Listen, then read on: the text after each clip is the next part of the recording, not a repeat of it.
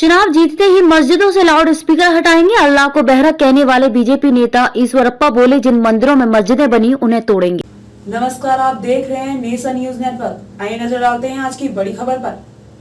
KS. Eshwarappa उम्र 75 साल, कर्नाटक के बीजेपी लीडर जो कट्टर हिंदूवादी कहे जाते हैं, 13 मार्च को एक सभा में बोले, क्या अल्लाह बहरा है जो उन्हें बुलाने के लिए लाउड स्पीकर पर चिल्लाना पड़ता है। अजान की आवाज से मुझे सिर दर्द होता है। ईश्वरप्पा राज्य की रथ यात्रा पर हैं और कुछ महीने बाद कर्नाटक में चुनाव है। रथ यात्रा में वे मुसलमानों पर लगातार बोल रहे हैं। इन्हीं मुद्दों पर दैनिक भास्कर से बात करते हुए ईश्वरप्पा ने कहा कि चुनाव के बाद हमारी सरकार आए तो सभी मस्जिदों से लाउड स्पीकर तुरंत हटवाएंगे। इसकी वजह स्टूडेंट से लेकर पेशेंट तक सब परेशान हैं। कर्नाटक में परीक्षाएं चल रही हैं और लाउड स्पीकर के शोर से स्टूडेंट डिस्टर्ब हो रहे हैं। एक और सवाल के जवाब में ईश्वरप्पा ने ये भी कहा कि भगवा जल्द ही देश का राष्ट्रीय ध्वज होगा। सवाल, आपने कहा कि क्या अल्लाह बहरा है जो उन्हें बुलाने के लाउड स्पीकर पर चिल्लाना पड़ता है। मुस्लिम कहते हैं कि अजान लोगों को नमाज के लिए बुलाने के लिए है।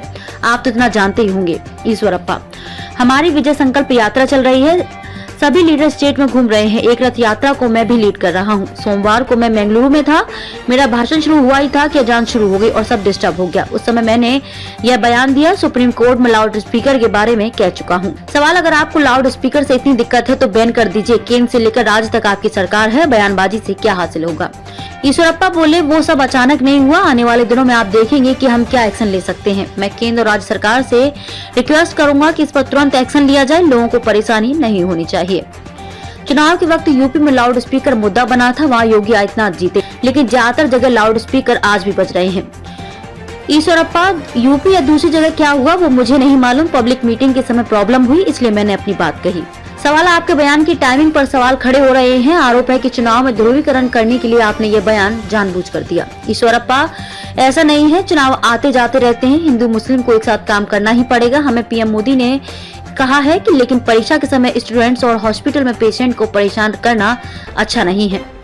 सवाल, पिछले साल आपने कहा था कि 36,000 मंदिरों को तोड़कर उन पर मस्जिदें बनाई गई हैं। किन मंदिरों की बात कर रहे हैं आप? क्या कोई सर्वे हुआ है? 36,000 का आंकड़ा आपके पास कैसे आया? ईश्वरप्पा, मैं नई मस्जिदों को तोड़ने की बात नहीं कर रहा हूँ। जहाँ हिंदुओं के मंदिर तोड़कर मस्जिदें बनाई गई हैं, वहाँ दोबारा मंदिर बनाएंगे। मैंने एक आर्टिकल में पढ़ा था कि 36,000 मंदिरों को तोड़कर मस्जिदें बनाई गई। असली नंबर क्या है मुझे मालूम नहीं। अभी मैंने इस बारे में कुछ किया नहीं। देखते हैं आगे क्या किया जा सकता है। अभी जो मेरे मन में था वो मैंने कहा।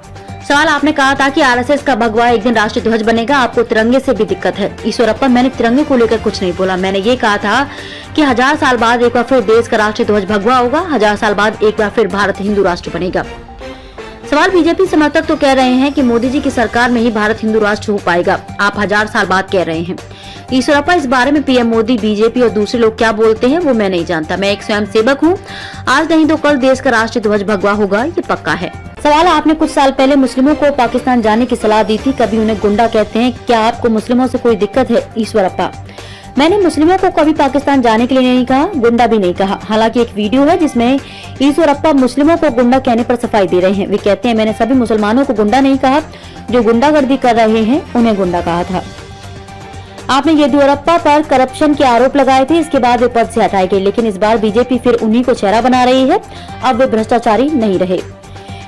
ईश्वरप्पा ने कहा कि येदियुरप्पा को सभी केस में क्लीन चिट मिल गई है, इसलिए उन्हें नेशनल इलेक्शन कमेटी में लिया गया है।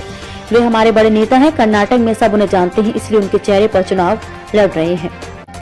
सवाल, सर्वे बता रहे हैं कि आपकी पार्टी को 70 से 75 सीटें ही मिल रही हैं। ईश्वरप्पा, मैं पूरे राज्य में घूम रहा हूं। मैं दावे के साथ कह रहा हूं कि कर्नाटक में बीजेपी एक बार फिर सरकार बनाने जा रही है। खबरों में अब तक के लिए बस इतना ही। फिर होगी आपसे मुलाकात ऐसी ही एक बड़ी खबर के साथ। तब तक के लिए नमस्कार और देखते रहिए नेशन न्यूज नेटवर्क।